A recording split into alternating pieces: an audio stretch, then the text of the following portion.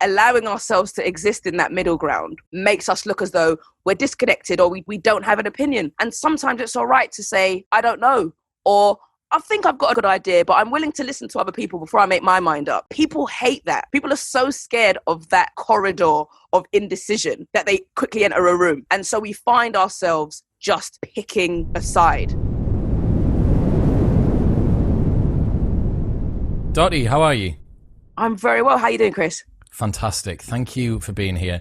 Could you have realised before writing a book on Outrage just how timely mid-2020 would be for it to be published?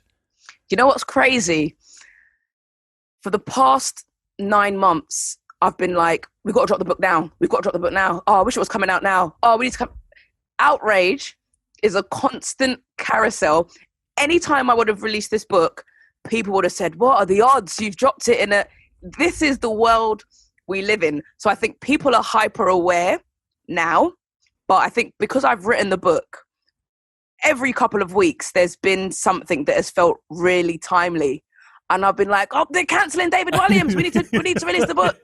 No, it's J.K. Rowling. The book needs to come out. It's just constant, and I think that's why the book was needed, because any time would have been timely. The stock price of Outrage is constantly on the up, isn't it? It's like Tesla or something at the moment. So why did you write a book about Outrage a while ago? Let's forget this year. Why did you write a book on Outrage already? Yeah, so I started this book 2 years ago. 2.5 years ago. It took me 2 years to write it. And I'm somebody who has been one of those voices online. I've had arguments with strangers. I've tried to convince people that I've never met that their thinking is wrong and that their belief system is flawed. I've written an open letter to Piers Morgan. I've been that person that I now can't stand, right? I've had pointless arguments. I've been outraged about trivial things. And I kind of reached breaking point, I'd say, and I sort of had an epiphany. And I think when people read this book, they'll each have their epiphany moment. For me, it was January 2018. And there was outrage about a H&M hoodie, which had been placed on a black boy, and it said, coolest monkey in the jungle.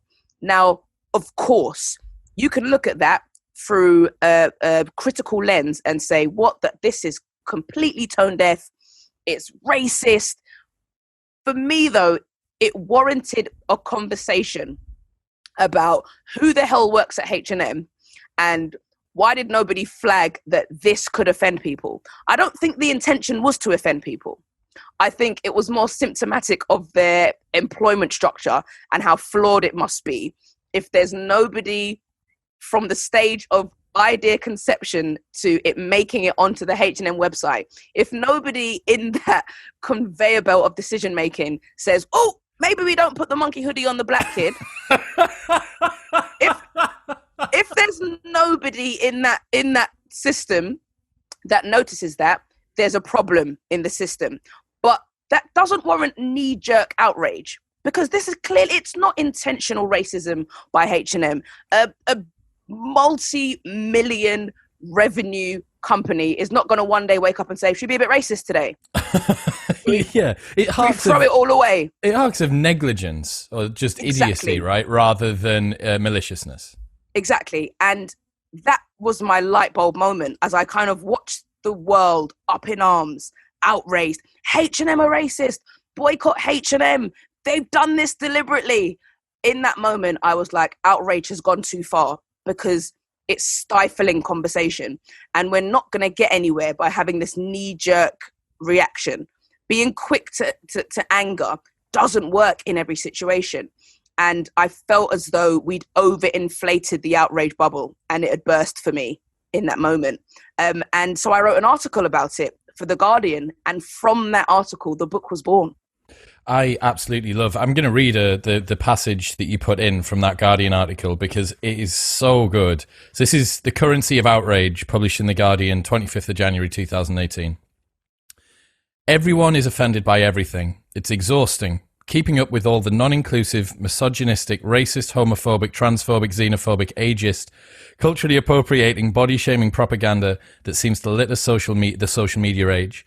Apparently in 2018, almost anything is subject to the scrutiny of one marginalized eye or another.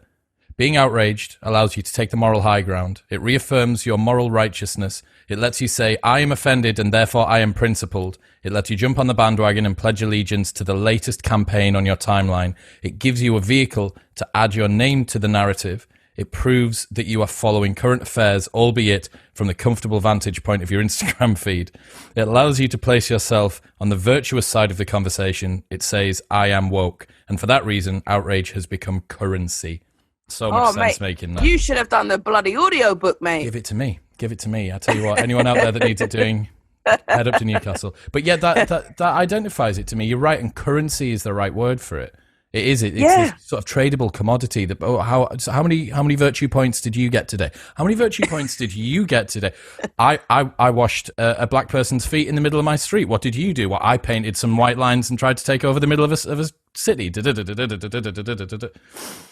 And it not even just in a sort of a figurative sense, although loved your analogy there. It genuinely is currency. Right? You can trade off outrage for progress in a very real sense. So if you look back at the civil rights movement, there was so much currency in that outrage. It prompted change. You know, the suffragettes used the currency in their outrage to get the female vote.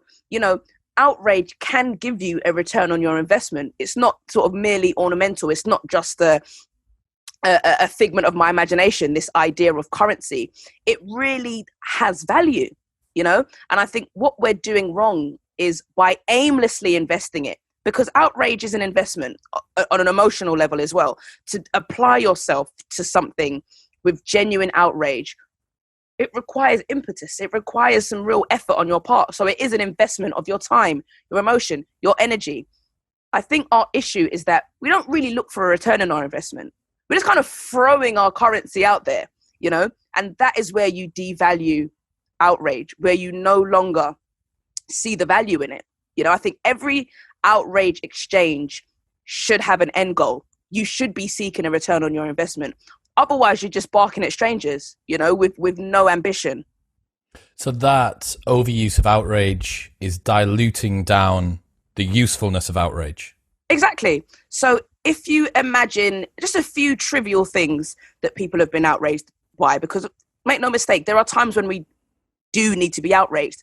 But if you look at things we've reacted to, like Scarlett Johansson being cast to play a trans woman, Jamie Oliver's Jerk Rice, these things are tone deaf. They are poor decisions, but do they warrant outrage on the same scale as white supremacy, of proven moments of misogyny? If we just react in the same way to everything, how do you move the needle when it genuinely needs to be moved? You know, if we're loud, if the volume is always up, how can you cut through the noise when you really need to be heard? And I think that's the issue. Outrage is just our default setting, so it's lost its power. Yeah. We need to restore factory settings. Do you know what I mean? Go back a bit so that outrage actually means something when we get there. I understand. So what's the architecture of outrage in 2020? Is there like a common narrative or a common structure that it always seems to follow? No, outrage is so multifaceted. And I think that's part of the problem with it. We don't recognize that nuance. You know, we lump things all underneath this umbrella of cancel culture, which in itself is a myth. But we will put J.K. Rowling next to slave owners, next to some mistake that Philip Schofield made, and it all gets lumped underneath this umbrella of cancelled. And actually, there's no metric system for outrage. There's no threshold that you pass, and it's like, okay, you get your badge. You are the outrage badge. Yeah, you get the outrage badge, and it's official. You are indeed cancelled. Every situation is unique and it's different. And the issue is, our knee-jerk reaction is the same, no matter what the transgression. And I think that's the issue. You know, you could be trending number one if you're a mass murderer, or if you've used somebody's pronoun wrong. You're going to be trending in the same way, and you're going to be the topic of discussion, which you never want. Rule number one of social media: you never want to be the topic of discussion, right? That, I think that is something we should all avoid, is being the main character on Twitter on any given day. But it's the fact that we respond to all of these transgressions in the same way. And what my book aims to do is to point out that it's not just two opposite ends of the spectrum. It's not just warrants outrage, doesn't warrant outrage. It's not, if it was that simple, I'd have written a pamphlet and not a book, right? It's about recognizing that there are shades in between the black and the white. And we need to recognize and identify all of those different shades and respond accordingly, rather than just having outrage as our go-to reaction. Something happens, I'm outraged. Something else happened, I'm outraged. It completely, as I said, devalues it. Why are people going to the extreme then? Why are they not deciding to use a more measured response? First of all, there's something that I refer to as the fear of the fence, right? We are so scared of sitting on the fence because we think, oh, the fence is for people who are unaffected or uninformed, or it's a place of apathy. I can't sit on the fence. I've got to be either on this side or on that side. And therefore we find ourselves just often out of sheer force picking a side in the moment and having to sustain our allegiance to that side, although it's not particularly informed by any real process of creating a judgment. It's often us just saying, I've got to pick a side, got to go with the moral majority here, I think. That is bad, that is wrong, cancel them. Because we fear that allowing ourselves to exist in that middle ground makes us look as though we're disconnected or we don't have an opinion. And sometimes it's all right to say, I don't know, or I think I've got a good idea, but I'm willing to listen to other people before I make my mind up. People hate that. People are so scared of that corridor of indecision that they quickly enter a room. They're like, can't be in the fucking corridor. Do you know what I mean? Better get in a room. And so we find ourselves just picking a side, and we allow the tide of that decision to take us. You find yourself tethered to this idea that you made just as a knee-jerk reaction. You find yourself now pig-headedly defending that idea because, again, you can't look wishy-washy. Even if it was something you maybe didn't necessarily agree with or understand in the first place, and then... Yeah, you're like, shit, I was just retweeting Charlotte, and now I've got to back up my idea. Why the hell do I feel this way? And that is often why we get these heated debates, because people are just defending a point of view, an arbitrary point of view that they feel they need to remain shackled to. And of course, the internet is so noisy, it's so loud, that in order to cut through, we feel we need to be as loud. And, being mildly disgruntled is not loud enough on the internet. You've got to be outraged or I can't hear you, Some ambient displeasure, some tepid unhappiness isn't going to make it onto the trending page. It's not going to cut it if you want some retweets, mate. Yeah. I think that's definitely part of it. I wonder how much of it's virtue signaling, how much of it I care more than you because I can use more capital letters or clap hand emojis. It does feel a little bit of performative. Course. So Sam Harris has this thing in his most recent podcast, which I thought was phenomenal. He calls it performative communication. And I think that absolutely is what a whole bunch of this is occurring, because a lot of the time, if you see one person's point of view on one topic, you can probably extrapolate out their point of view on a whole bunch of other topics as well, both real and imagined. If that's the case, you're not a real human.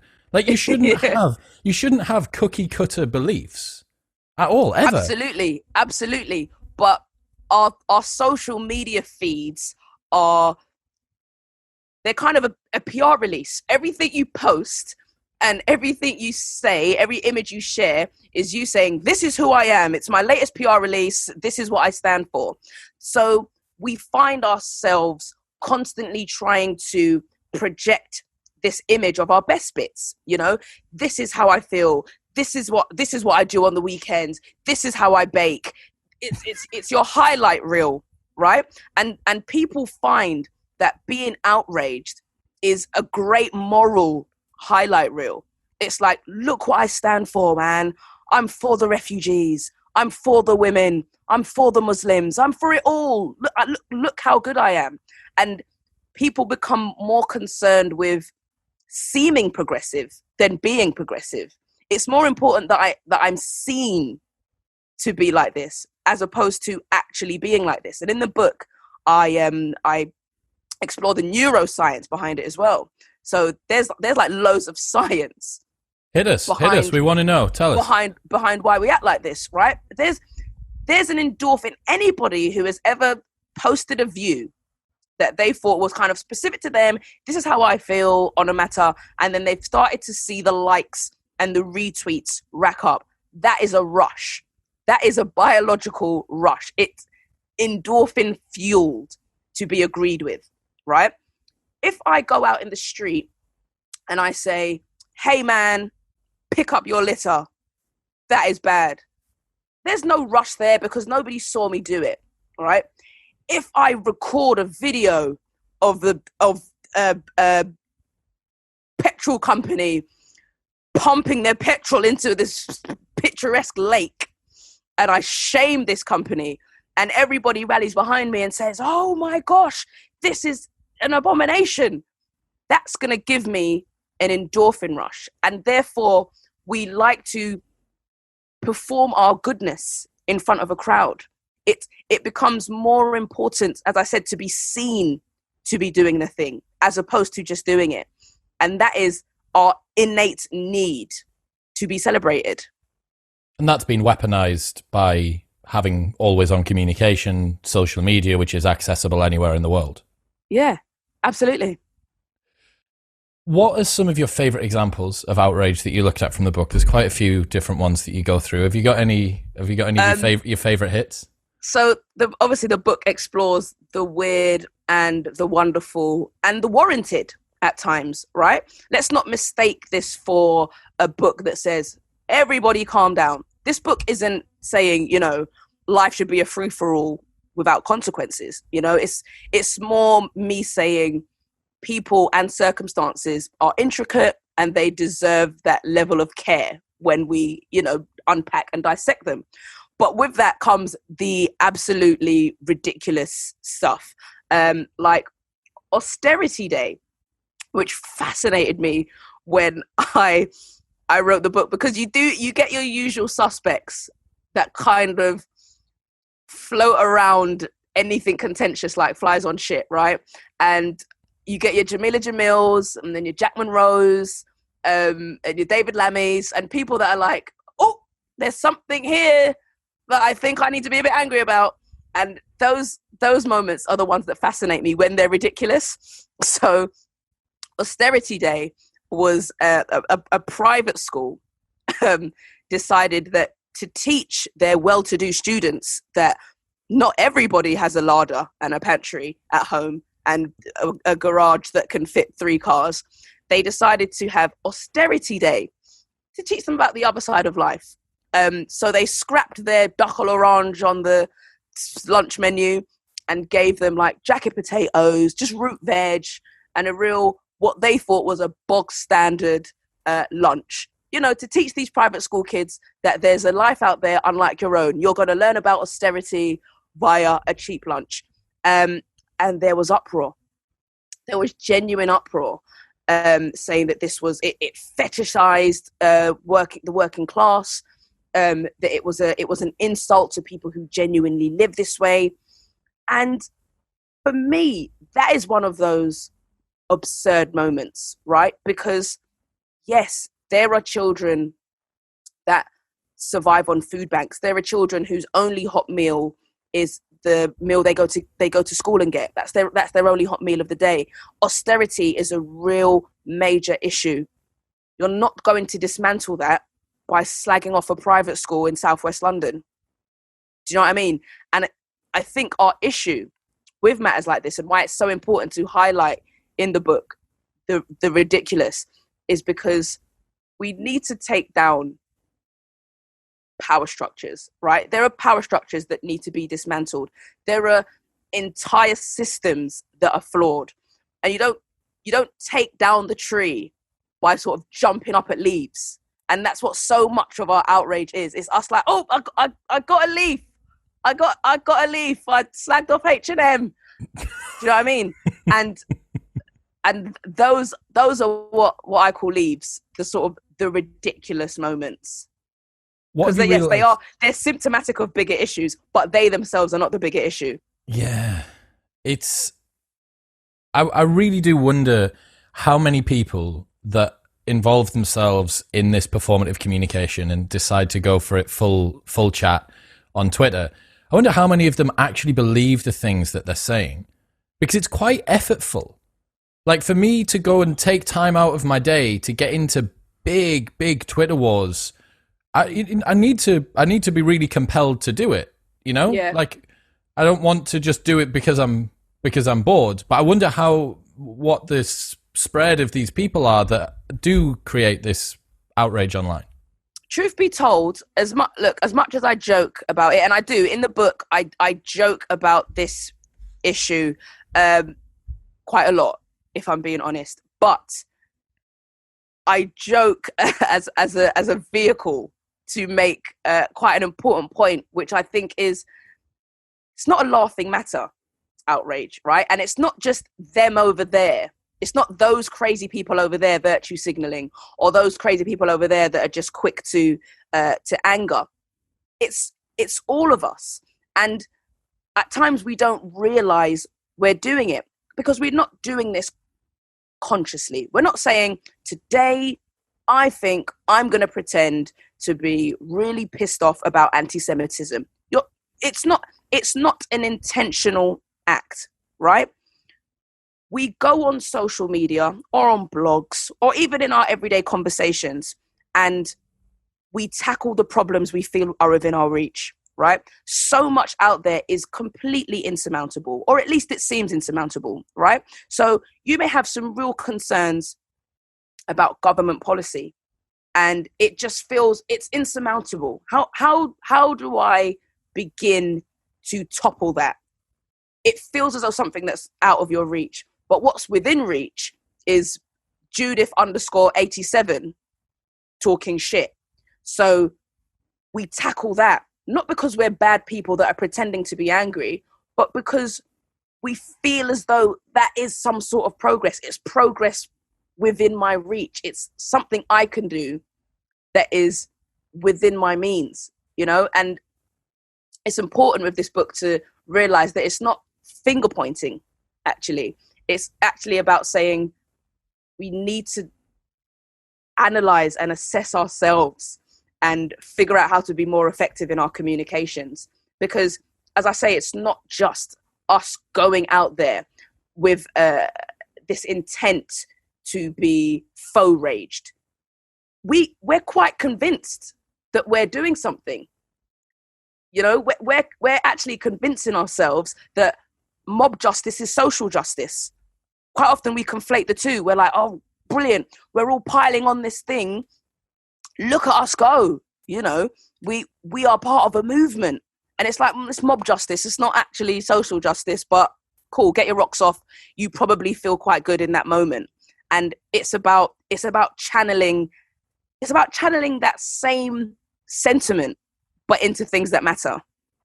So how do we decipher between true outrage and faux rage? Because I like to think I'm a fairly sensitive, reasonable person. I don't want people to feel uncomfortable with the things that are on TV, the David Williams from 10 years ago, the Bo Selector.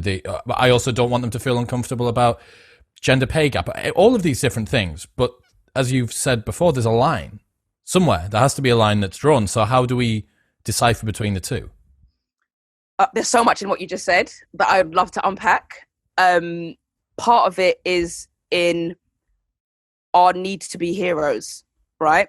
And we feel as though, and you know who quite often feel that way?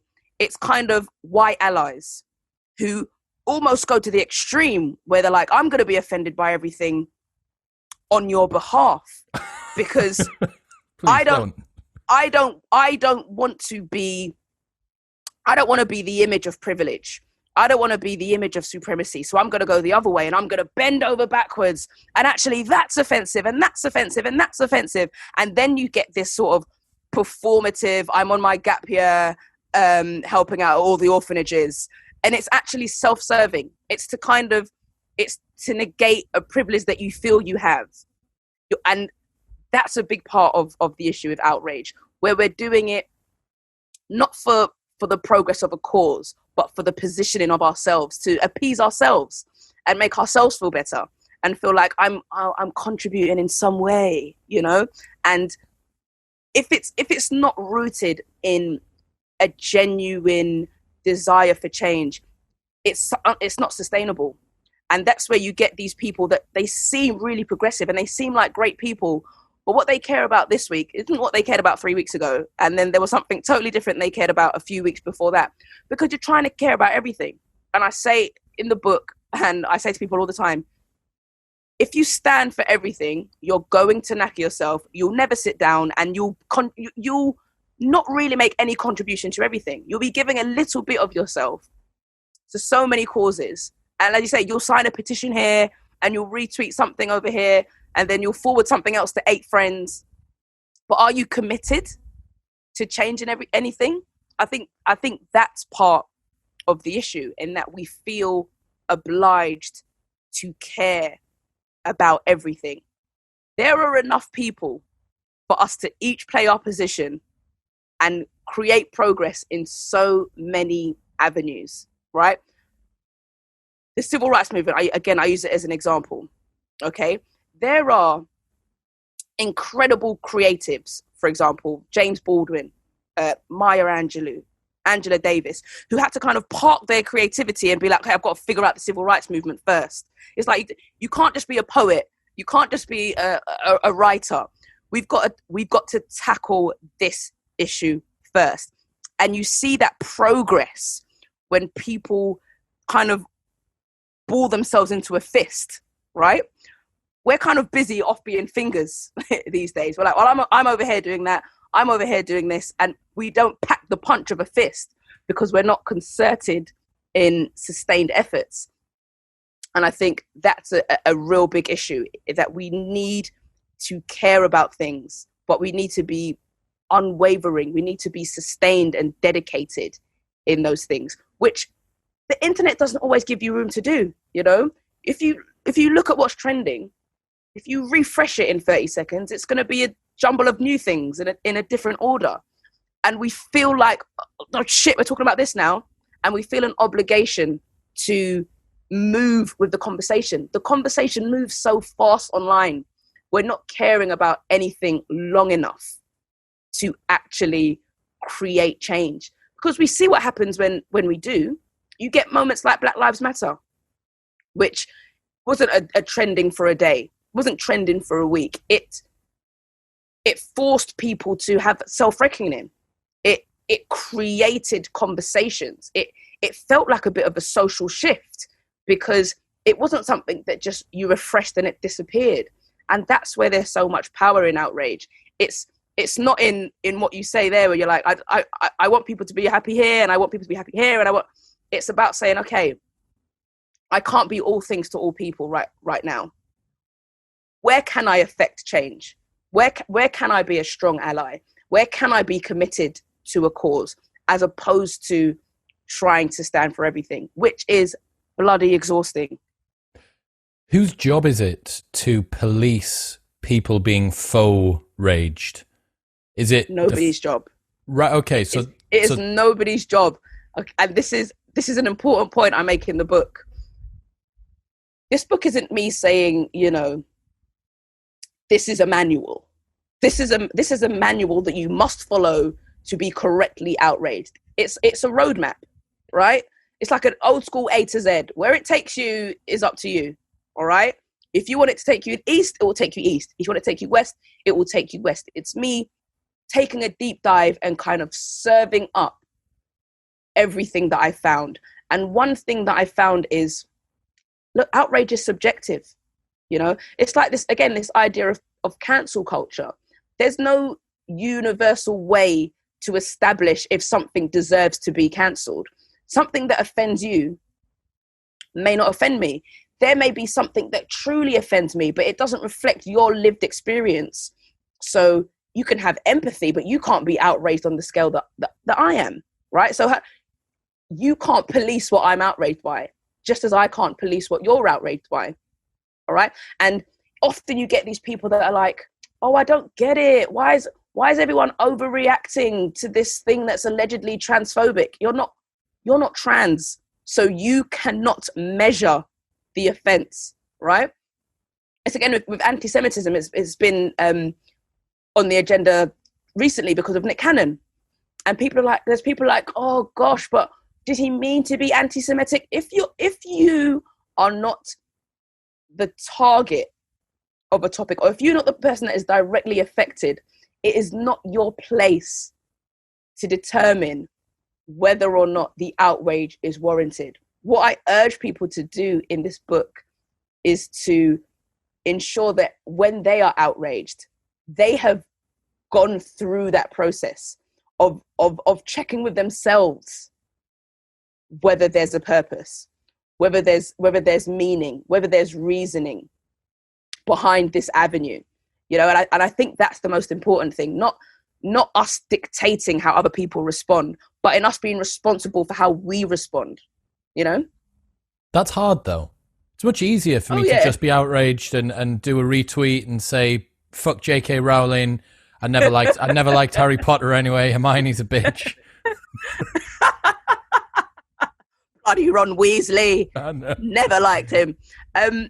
Look, we don't give ourselves enough credit, man, for how much we can steer and curate our own experience. So we often go onto the internet and, as I said, we just respond to what's already there. Yeah. So, okay, everybody's angry about this thing. Quite often, the people that are responding to it didn't consume it firsthand. They, you know, quite often we react to things we didn't watch live, or to things written in newspapers that we don't read, you know, or something that was said on a TV network in a country that we don't live in. But we've consumed this transgression online, and now we feel obliged to respond to it. Again, absolutely exhausting. There is enough in your realm firsthand that you can respond to. We have this thing where we seek out offense, which really frustrates me. We look for the hot topic of the day. We say, okay, what's everybody talking about? Okay, this is trending. There are a lot of tweets about that.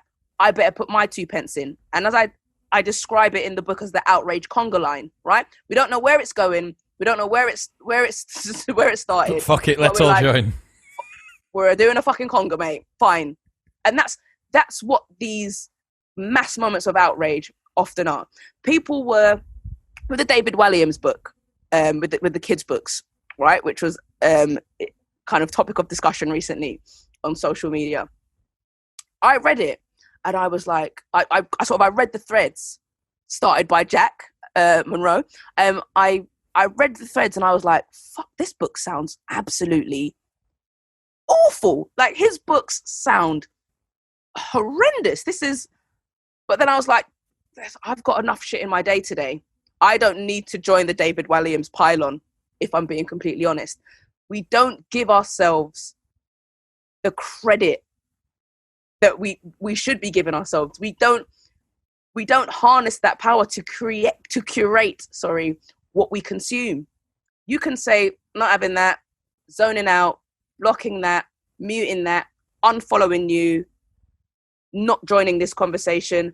Oh, I've got a view on that, but is my perspective adding anything unique that hasn't been said? Probably not. Bob just said it 10 minutes ago. I'd just be saying it in a different way. And if we do that more effectively, more consciously, we'll not only sort of rediscover the power in our outrage, but we'll have a better experience online. So many people kind of tap out of Twitter and Facebook because they're like, I can't take it. I hate it. It's negative. It's like, you actually have the power to curate who you follow and to control what you consume. Absolutely. That's why I only follow, I think, 98 people now, and taking that down from like 2,000 or something has just cleaned it up, because I just see the things that are interesting, not necessarily stuff that I agree with.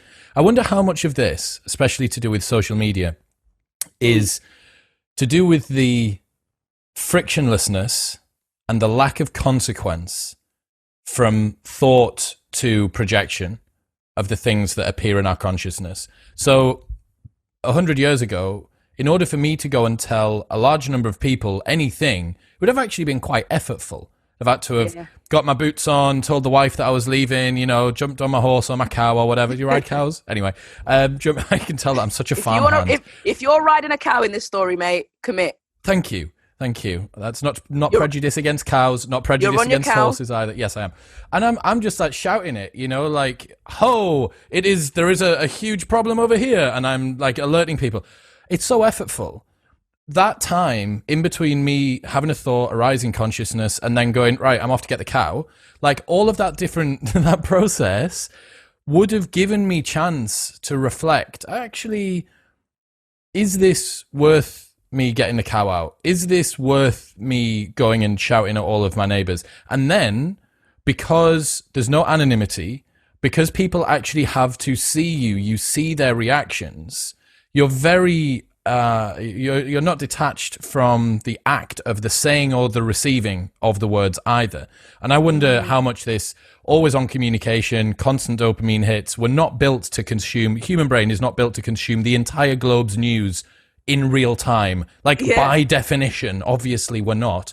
And then when, again, you have this frictionless sort of brain to mouth or keypad system that we've got going on at the moment, I think that might lend people to say a lot of things that they maybe don't agree with. And obviously that pushes them out into these extremes. Absolutely. Like, you've hit the nail on the head. That is a huge part of the issue. It's the speed of the internet, right? And people often find themselves wanting to be fast rather than factual, right? It's like, I better sum up how I feel about this very quickly, as opposed to, okay, let me read this and let me take this in and let me, have a beat. We don't give ourselves that beat. And again, as you said, a great point. We're not built to consume the world's news, right? In real time, which is why you find clickbait is the source of so much outrage, because we haven't got time to consume the whole article. So I'm going to base my judgment on that headline, right? So if that headline says, Chrissy Teigen aboard Jeffrey Epstein's private jet, Chrissy Teigen's a pedophile. Do you know what I mean? That's how I have to consume the news. So now Chrissy Teigen's a baddie in my eyes. I haven't got time to read the article. And that's how so much of our news is consumed. And that's why we often get ourselves in a pickle with our outrage, because we haven't done the due diligence. We haven't actually researched what it is we're angry about. Or we've got angry about a 25-second clip of an interview. Oh, I haven't got time to go and read the whole thing, or I haven't got time to go and watch the whole interview. I'm going to base my judgment on this bit that was taken entirely out of context, and that is how I'm going to form my judgment. It's this issue of speed, which seems to have rid us of all our critical thinking. And it's another reason why our outrage is in a state of disrepair. The thinly spread outrage which we're giving back might actually be a reflection of this thinly consumed information coming in. It seems like that would make quite a bit of sense, that no one has the time to genuinely connect with a social cause that they thoroughly care about, because there's 3 a day that they need to try and keep up with. Exactly. We are the sort of the cure and the cause of this thing. We are putting out what we're consuming, and then we're consuming what was being put out, and we're just in this sort of horrible dystopian echo chamber. And it's a carousel that I want to get off, mate. So I've had this. This is one of the proofs, which is actually really cool. I know this is early. Did you ever get one of those? I did. That's gonna be worth something one day. I've had it exactly. I'm gonna have to get you to sign this for me. But this has been with me since February, beginning of the year. Yeah. Yeah. So what would you, if you were to do an appendix to this, based on from when you finished writing it until now? Would there have been anything else that you would have thrown in? Was there some stuff that appeared, and obviously you were like, we need to get the book out now, but also stuff that was like, fuck, like I wish I could have put that situation in or that situation in. Is there anything that's appeared in 2020 that you would have liked to have had? I think the great thing about this book is that, as I said, it could have come out at any time, because it's symptomatic of the world we're living in. And if I had written it next year or the year after, there would have just been a different set of case studies, right? Making the same points, but a different set of case studies. J.K. Rowling, for example, is, as much as I've tried to disconnect from these instances of cancel culture, which, as I'll always give the caveat that cancel culture is a myth, but J.K. Rowling, it fascinates me, because everyone is like, J.K. Rowling has been cancelled. This is the problem with this idea of cancel culture, right? It doesn't exist, okay? J.K. Rowling has not been cancelled, all right? People are not burning their Hogwarts merch, right? They're not shutting down Harry Potter Land. They're not. Her books are still performing well. The issue with J.K. Rowling speaking out against cancel culture is what fascinates me more than this idea of cancel culture itself, because we've created a climate where people can evade accountability by hiding behind this idea of cancel culture. So rather than saying, maybe I've messed up here and I need to have conversations and I need to go for a bit of self-reckoning, you can say, the world's gone mad. Look, they're bullying me. And you can hide behind this veil, which almost inverts the entire thing and makes you a victim.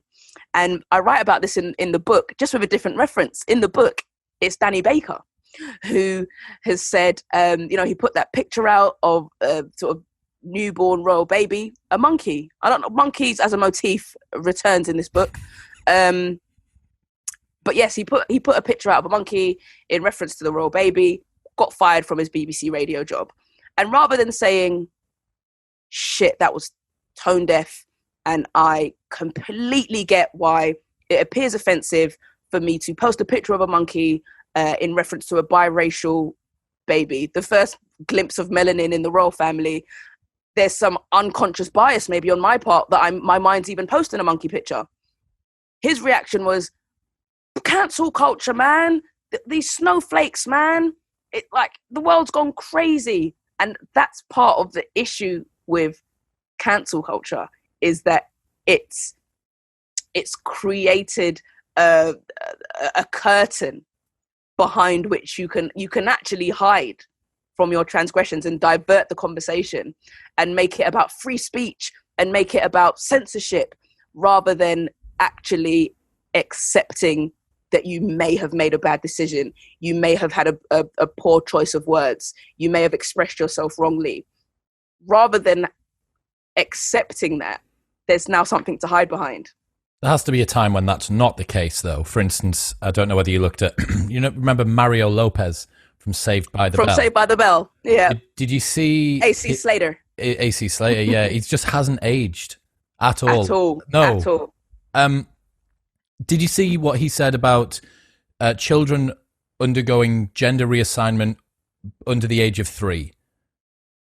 What did he say? Bloody hell. This is like maybe a year and a bit ago now. I spoke to Andrew Doyle on the show about this. And basically, it was the most measured pedestrian statement I've ever seen from someone. No one reasonable would have taken offense at this. And he essentially said this long-winded, loads of hyperbole, loads of caveats, and then he eventually says, I don't know if children under the age of 3 should be being told that they're perhaps the wrong gender. Like, you know, my business partner's kid is like a fireman one minute, then a postman the next, then a astronaut the next, and blah, blah, blah.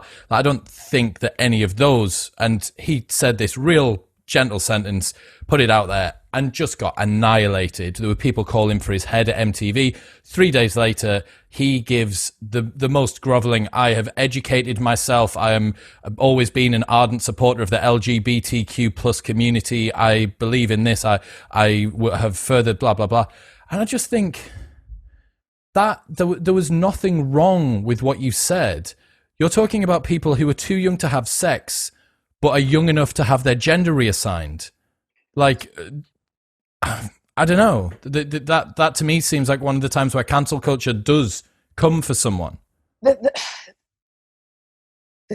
cancel culture in situations like this, which is one of many, it's difficult when people are clumsy in their messaging, right? And often we mean well. We're trying to say something, we've inadvertently offended somebody, right? We see this happening a lot. The weight of public opinion is such that we are now just stifling conversation. Where even, like, I was about to call him AC Slater, Mario Lopez may have had a conversation with a parent of a trans boy later on down the line, and actually been like, you know, bloody hell, I actually never been in that situation. I've now had some conversations. As much as I think my idea was rooted in sense, I can kind of see why there may be exceptions to that, right? What we've done though is we've stifled it, and you force someone into a corner. You force them to renounce their feeling, and you've just kind of hustled an apology out of somebody, which again I write about in the book, these kind of hustled apologies which actually mean nothing at all. And my fear around that is that we're just kind of creating this sort of dystopian future, man, where everyone is scared to speak, everyone's scared to drive an SUV because they're going to look like they don't care about the environment, you know, and everybody just wears grey because anything else just in case you culturally appropriate something. Exactly. So can't wear anything that might be a material that is in some way indigenous to some other place. Everybody's just their hairs. We're just gonna have to just not have our hair in any style. I fear that where we're kind of just listening to elevator music and driving our hybrid cars to just be as inoffensive as possible, and as Black Mirror as it sounds, I feel as if there's not an outrage intervention, that is actually where we're headed, where there'll be no more Mario Lopez's because nobody's speaking. Exactly. Well, I mean, I feel that as well on this show. Like, I try and just have as little filter as possible from brain to mouth so that the audience has faith that what they hear is what I think. Thankfully, I usually have quite reasonable views, as opposed to if I was someone who was having to self-censor all the time, I'd just immediately be in bother. But I feel that. I'm like, oh, God, like, is this wrong? Because last year it maybe wasn't so wrong, but this year I'm seeing people getting in real bother for talking about things around these. So when the rules are always changing, it can be really, really worrying. And if that's someone like myself and you who talk a lot professionally, what about the person on the street? They're not supposed to be a professional. They're not supposed to spend their time really finding the nuance of where their position sits. Exactly. And that is, I start one of the chapters in the book saying, I have written this book out of sheer terror, right? I'm writing this book because I think if somebody doesn't write it, it's just, who's going to be left? Just the Pope, you know, and then the Pope will fuck up. He's too white, yeah. Then there'll be some skeletons in the closet there. It's like as if we're creating a framework of perfection, and sort of moral high ground. We're raising the bar to levels that we ourselves will at some point fall short of, right? So we're kind of placing this parameter around acceptable behavior which is getting smaller and smaller and smaller and smaller until none of us are in it. And it's that's what terrifies me. And that's part of why I wrote the book. As you say, in a vocation where you're a broadcaster or you're a podcaster, where you're documenting your views. Right now we're saying, this is how I feel in 2020, dig this up in 2040. We've put it out there now, right? And on social media, you're documenting your views in a landscape that is ever changing. And you are putting something there in perpetuity that we can now dig up in 6-7 years and say, oh God, you said woman? You used to think that? We don't say woman anymore. Like, how archaic. I know. You know? How long should someone be held accountable for a thing that happened in the past? Because we're seeing a lot of sort of past experiences get dredged up. Yeah. Where's the line for that? Again, these things are subjective, right? So there are, for example, there are people who have just been on Twitter for 12 years, and look, it was the wild, wild west back then, right? So you've got somebody who joined Twitter when they were 14 and said some absolutely ridiculous shit. But now they're 26 and shit, their potential employer has found out that who they were body shaming some TV presenter when they were 14, right? There needs to be a certain level of common sense, right? If you were saying something 12 years ago, but you're a 60-year-old man and you were still in your 40s and your opinions were well formed, I think these things need to be handled on a case by case basis. But it's like with cultural moments like Little Britain and 40 Towers, where it's so difficult because, again, tones change, attitudes change. That is the nature of the world we're living in, right? And what frustrates me with the mob is this idea that you have to be tethered to your attitudes, right? If you felt that way then, or you made that show then, that must be reflective of how you feel now, right? If everything we are doing is for the purposes of progress, so if we are getting outraged because we want gender pay gaps to disappear, if we're being outraged because we want policies to change or we want attitudes to change, and we are out there, we're protesting in the streets because we want things to change, then we see that there's a capacity for change. You can't have both. You can't say, look at who you used to be, you'll never change, while saying, but I'm going to go out here and protest in the hope for change. You cannot have it both ways. If you're going to contribute to the fight for change, you have to also accept that people have the capacity to change. And I feel like there's a real lack of compassion on the internet at the moment, especially when it comes to sort of retrospective rage, things that you said then, things that you felt then. As I said, there's going to be nuance in these different cases, but for the most part, if somebody has been held accountable and they've said, I said that 8 years ago and I'm ashamed and I'm embarrassed and I do not stand by that person I was 8 years ago, there needs to be the space to allow for that. You know, you can't say, no, not having that. You are cancelled for who you were in 2012, because you genuinely, you cannot have it both ways. It's dangerous to judge the actions of today judge the actions of yesterday by the rules of today. Like really, really dangerous. Yeah. And it's the John Cleese thing, the Faulty Towers thing, such a good example. You're talking decade. Was it like 1970s, something like that?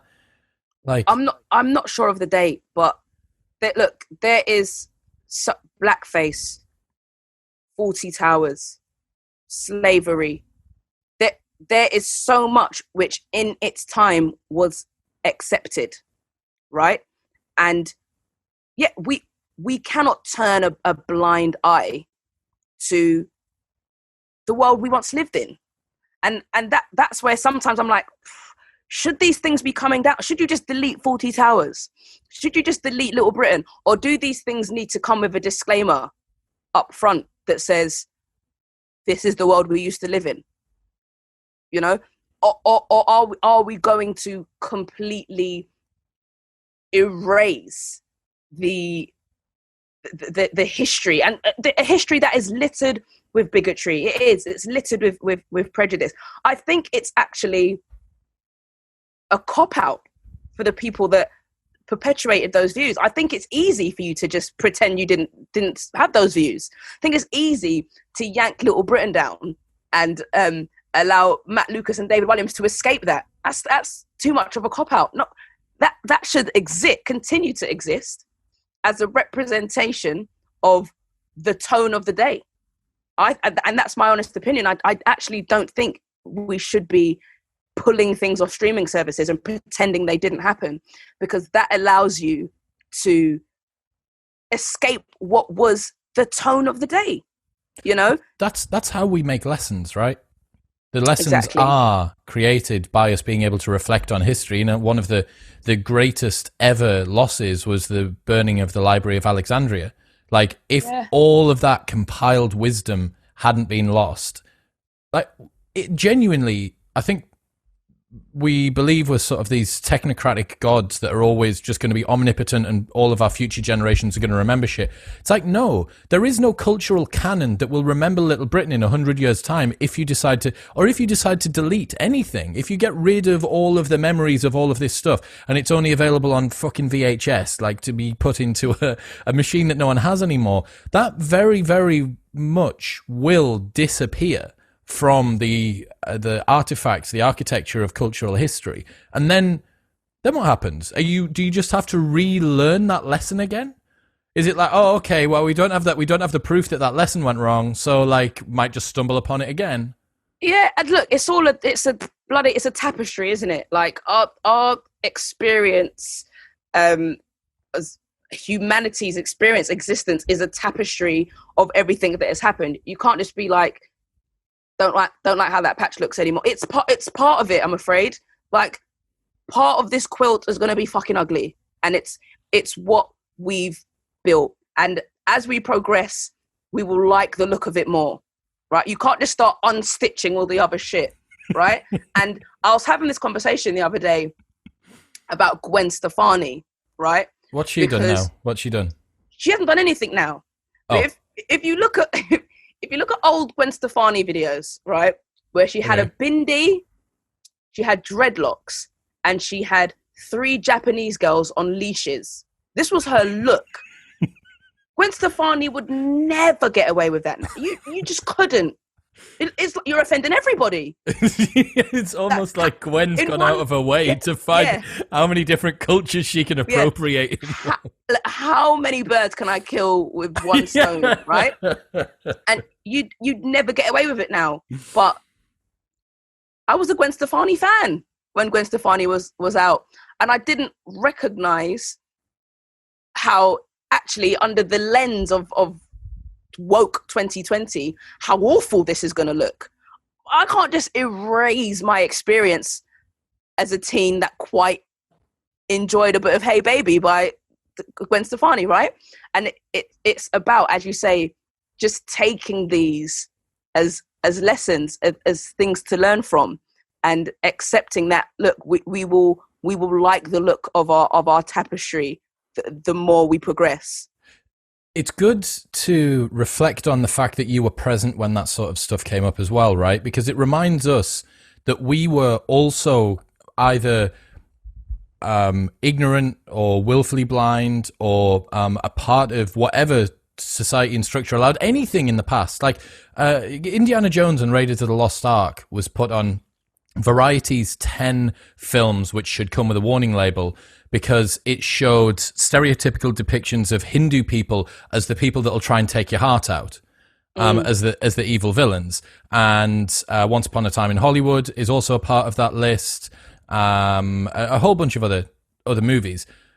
When those movies came out, I haven't been seeing this huge campaign for Raiders of the Lost Ark to come down over the last 30 years, like people outside of Harrison Ford's house with pickets, which means that you were there then, but your opinions have changed to now. And it harks back to what you said about growth. Like, if your opinions are different. I would give that the caveat, though, that quite often people who are the butt of the joke, right? And quite often you have movies and you have TV programs that punch down, right? Let's take the piss out of Indian people. Let's take the piss out of black people. Let's take the piss out of women, right? The nature of so much dated media punched down, and you don't get that as much now. But the people who were the target or the butt of the joke weren't necessarily empowered or in a position to say, not really enjoying this, right? So it does always need to come with a caveat, because there's no blanket rule that says that was the past and we can't dwell on the past. Again, this is kind of what my book is about. Every situation is nuanced, right? There's no paint by numbers response that is going to fit every single instance of outrage. And there will be people that watched Little Britain and were offended, right? That were offended by its depiction of chav culture and felt that it was classist. But there was no outlet, or they didn't feel like, what am I going to say? You know, everyone's enjoying the show. Or there'll be people that were uncomfortable with the blackface that now feel as though the tide has changed. And actually, I can say that I felt this way, you know? So there is always going to be that side. And it's important, which is why I say you can't be scared of that gray area, man. Like so much of our online arguments are because we refuse to accept that there's a gray area, and there almost always is. Any non-typical view that someone holds, if you say, I am this person, conservative, a person of Jewish heritage, Chinese, whatever it might be, if you have, let's say you're a conservative, but you're also pro-life, that is seen as a chink in your armor, as like a weakness in your viewpoint. And I think that is one of the reasons why people seem to be taking their views wholesale rather than piecemeal. That it's like, I am this person. I love that. Yeah. Therefore, I'm going to go through the rest of it. That's not an original thought. That is me taking it from someone else, but I don't know who it is. So I'm the closest person that we're going to reference. But yeah, that during a debate, if you have a nuanced view, the other side sees that as a weakness. You see, I knew he wasn't really pro-Trump, Democrat, whatever it might be, because he doesn't agree on this. And it's like, yeah, obviously I don't. Because I don't happen to be Donald Trump. I don't happen to be Joe Biden. I don't happen to be like this particular person. And with that in mind, I'm going to have these little nuances and these grey areas. And I write in the book about tribalism, which is something that really, we just career down these cul-de-sacs of opinion because we feel railroaded by our tribes, right? So you might feel as though, shit, I'm a vegan from the 3 counties, and I've got to stand for everything that is an affront to my community and my veganism, and I can't fall outside of the parameters of what it means to be in that tribe. So often we find people speaking up because it's an affront to their tribe, not necessarily because they personally are offended, but because they feel they're supposed to be offended. Right? Shit, this person has said something about women. Fuck, I'm not that offended, but I have got a feminism podcast. I better say something. Do you know what I mean? And you get so much of that. People feeling as though because of the groups to which they subscribe, that they have to respond to everything or they're letting their tribe down. And that is when you get people shouting about a H&M hoodie because I'm black and I've got to be angry about the monkey hoodie, right? You know? And it's that which doesn't allow for nuance quite often. It's like vicinity offense. It's like, this isn't something I'm offended by, but it's kind of there's someone near me that might have done So, it's in my realm. Yeah, it is. It's in the vicinity. So what can people do? How can the listeners move forward and sort of act a little bit better? If you were to leave people with some tips of how to be better outragers, how can we make outrage great again? Oh, again, there are so many. This isn't like a 3-step guide, right? It's about you figuring out for yourself what you care about.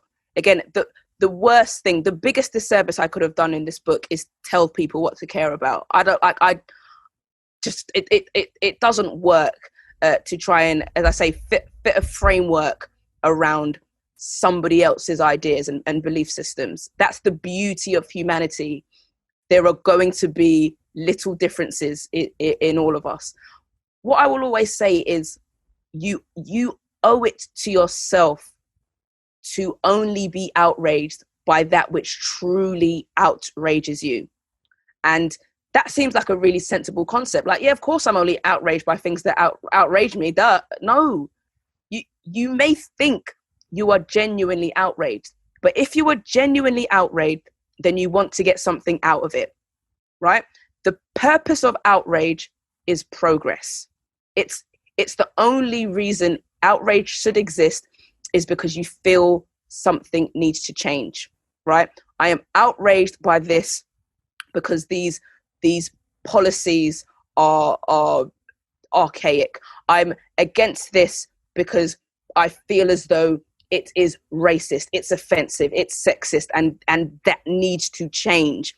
I want this to happen, right? Which is why I continue to use the analogy of outrage as currency.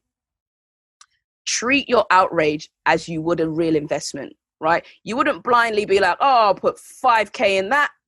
Oh, I'll put 10K in that. These are your life savings, right? Your outrage is your emotional life savings, right? It is yours to invest as you see fit. Every single time you are outraged, you are spending your currency. You are investing it. Stop doing it blindly.